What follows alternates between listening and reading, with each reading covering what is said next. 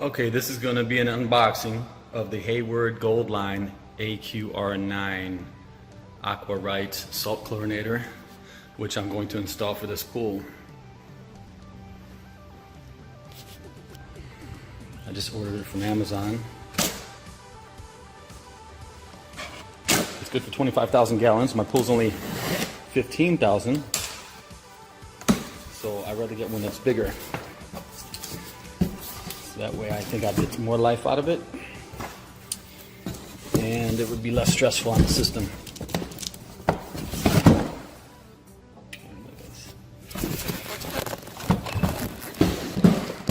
Here it is. World's #1 salt chlorinator. They had the best reviews. It's I think the most popular salt chlorinator as well.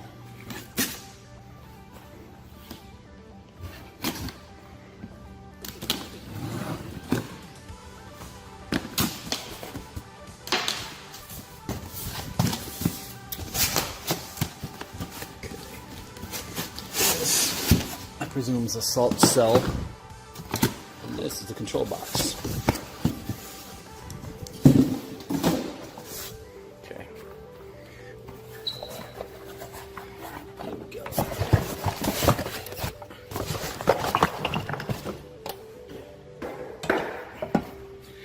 There's the control box. Complimentary test strips. Here's a salt chlorinator cell. Hard to do this one hand.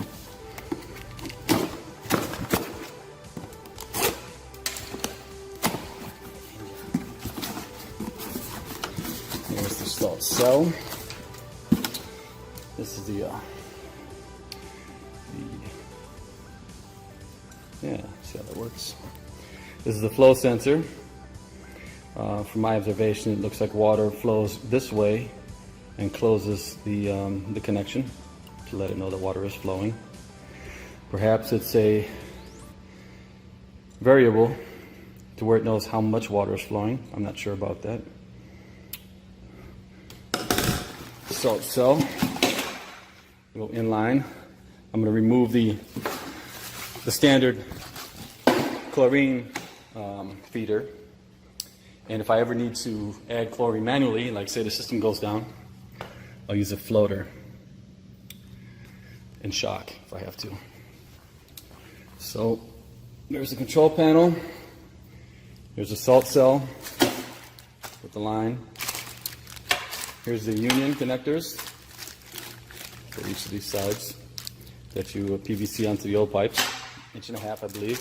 Yeah, looks like might be 2 inch. You might have to get reducers.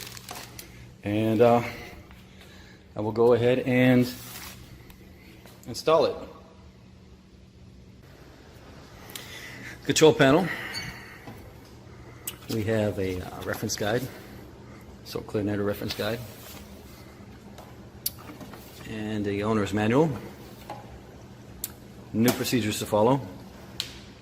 You take out these screws to access the lugs for the electrical connections. You run your conduit here,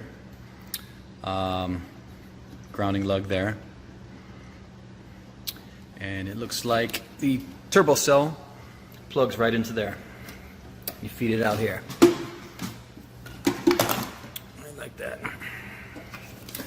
Pay attention to the procedures here. This I will probably mount on the inside, because there have been reports of the unit failing, not inside of the house, but inside of my screen enclosure. There's a roof over on top of it, because I don't really trust its water resistance capabilities. I don't see any. I mean, there's a foam rubber seal here, but it's foam, and it's foam that will deteriorate. So yeah, I'm going to mount it inside the screen enclosure. Well, with the salt chlorinator becomes some salt test strips. You need to find out what your baseline is in your pool as far as salinity, right? So what you do is you scoop out some water of your pool, about 1 inch of water, and you place this test strip in there for about 10 minutes. And you see the line, the yellow line, starts from the bottom and it goes upward. And you see it's at about 2. So in the instructions, the ideal limit for salt is where 2,700 to 3,400 parts per million. Okay, and then there is a chart in here that shows, it references the size of your pool.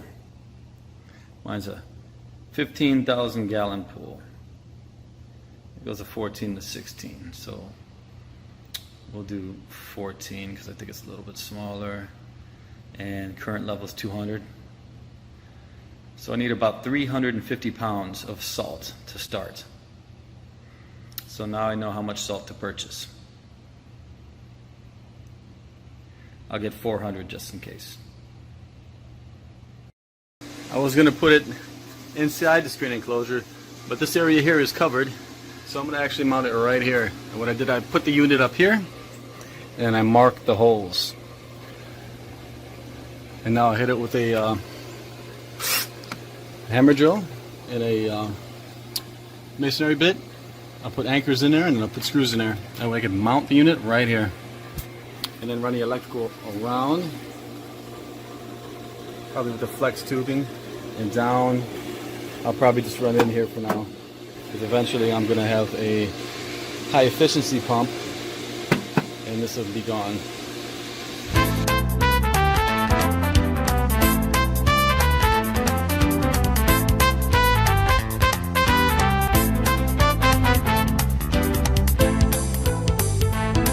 There we have it mounted.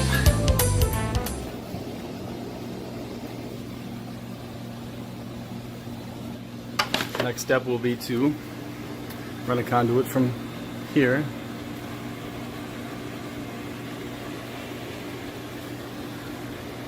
around. I actually might go down and over, or I might put a loop here. Yeah, I'll probably put a flexible loop down here, up and over the gutter, and then down this way to the boxes. So I'm going to go ahead and remove these 2 screws so I can pull this unit out. So I could pop out the knockout, mount the wiring nipple in there. That way I can run my flexible conduit around the gutter and down to where the box is going to be.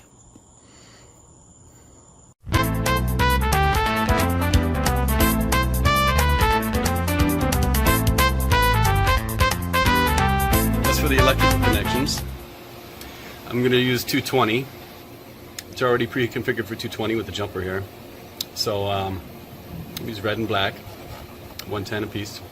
And the white I'm going to use as a ground. This one goes to the ground on the pump and the ground rod. This one will go to the ground in the electrical box. Now I can put the cover back on, because as far as the salt cell, it plugs in with the cover in place.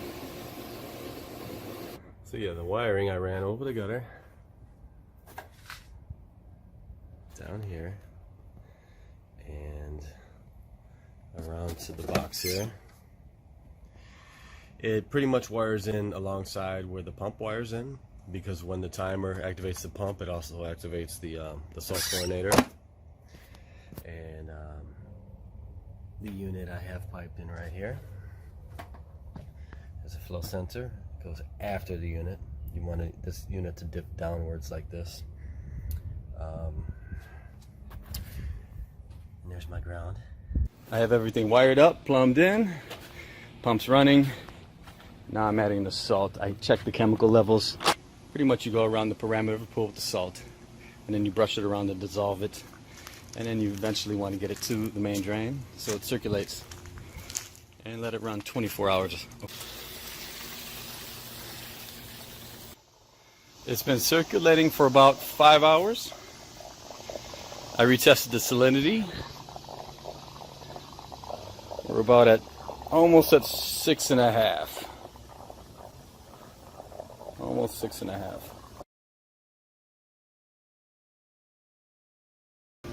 And quite honestly, this is like one of the best investments I made for the pool. It's so much easier to maintain. Here in sunny Florida, where it's hot and sunny, if your pool runs out of chlorine for a couple of days, boom, you turn green real fast, and it takes like a long time to get it back. The chemicals get out of whack. With the salt chlorinator, it never runs out. It's been almost a year and I have not added salt to it, and the salt content is just right where it should be. I'm telling you, so much easier to maintain, so less costly to maintain.